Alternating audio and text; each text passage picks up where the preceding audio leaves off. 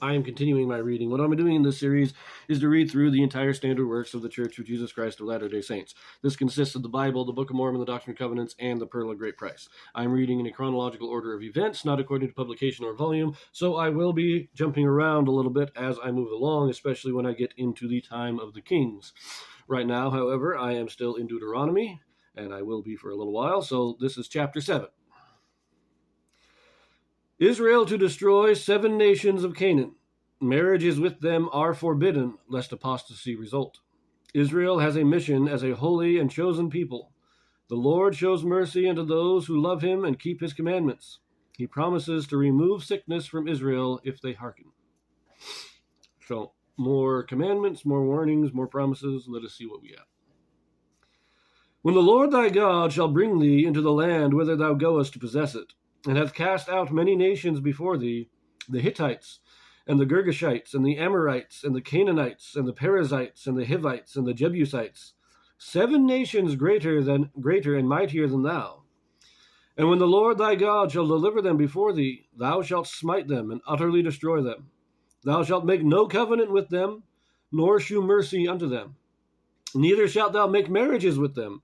Thy daughter thou shalt not give unto his son, nor his daughter shalt thou take unto thy son. For they will turn away thy son from following me, that they may serve other gods. So will the anger of the Lord be kindled against you, and destroy thee suddenly. But thus shall ye deal with them. Ye shall destroy their altars, and break down their images, and cut down their groves, and burn their graven images with fire. For thou art an holy people unto the Lord thy God, and the Lord thy God hath chosen thee to be a special people unto him, above all people that are upon the face of the earth. The Lord did not set his love upon you, nor choose you, because ye were more in number than any people, but ye were the fewest of all people. But because the Lord loved you, and because he would keep the oath which he had sworn unto your fathers, hath the Lord brought you out with a mighty hand, and redeemed you out of the house of bondmen from the hand of Pharaoh, king of Egypt. Know therefore that the Lord thy God, he is God, the faithful God, which keepeth covenant and mercy with them that love him, and keep his commandments to 1,000 generations, and repayeth them that hate him to their face, to destroy them. He will not be slack to him that hateth him. He will repay him to his face. Now, before we continue, probably should have stopped earlier, but this is, first of all, we got the 7 nations: Hittites, Girgashites, Amorites, Canaanites, Perizzites, Hivites, and Jebusites. The chapter heading lists these as the 7 nations of Canaan. This doesn't mean they are all Canaanite peoples. It means they all live in the land of Canaan. So I believe the Amorites are more likely either descendants of Japheth or Shem, and not Canaanites, because Canaanites are descendants for Ham. The other ones, I'm not sure. The Hittites were Canaanite. I'm pretty sure the Jebusites and the Hivites, and I think these are all listed as being descendants of Canaan, but we're not 100% sure what their ancestry is, but they lived in the land of Canaan. So they are referred to as the nations of Canaan. Now, also note, they are to be utterly destroyed. Nothing is to be left, no mixing of people. Wipe them out. Specifically, make sure you destroy all the altars, all the false worship. Get rid of it. Don't take anything of it. Just burn it all to the ground. Because we don't want any chance of any of it influencing Israel and leading them astray. So, excuse me, utterly destroyed. But I also like this. Faithful to those who keepeth covenant and mercy with them that love him to 1,000 generations. Now, in the Bible, or in general in history, a generation is considered to be approximately 25 years. Now, there are other calculations, but that's the most common. That's the most common time frame for a generation, is about 25 years. Every 25 years, you start a new generation, because that's when the children are old enough now to start bearing children of their own. Sorry. Wow. Sometimes it's 20 years because you can't have kids younger, but on average, we assume 25 years per generation. 1,000 generations would then be 25,000 years. Now, the earth, of course, is only 6,000 years old, so this is not an exact measurement, but he's saying, literally, look, if you're faithful, from beginning to end of creation, I will bless you. I'm good.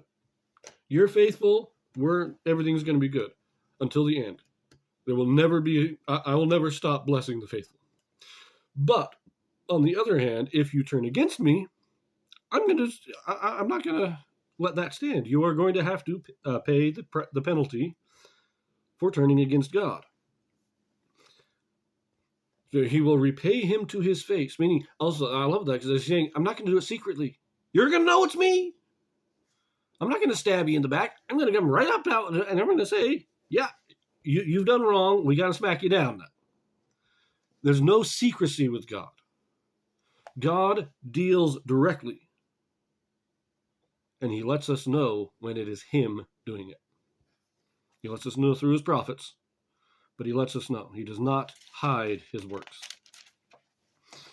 But let us continue. Verse 11, thou shalt therefore keep the commandments and the statutes and the judgments which I command thee this day to do them. Wherefore it shall come to pass, if ye hearken to these judgments, and keep and do them, that the Lord thy God shall keep unto thee the covenant and the mercy which he sware unto thy fathers. And he will love thee, and bless thee, and multiply thee.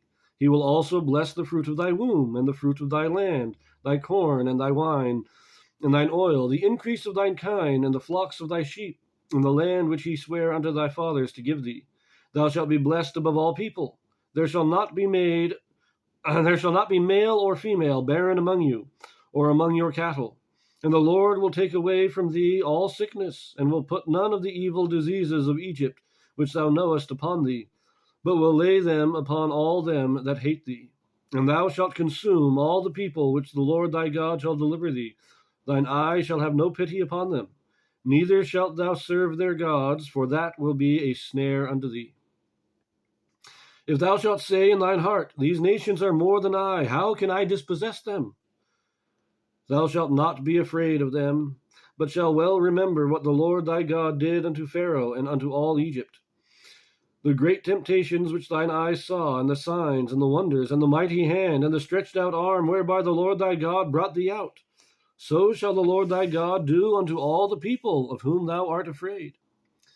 Moreover, the Lord thy God will send the hornet among them, until they that are left and hide themselves from thee be destroyed.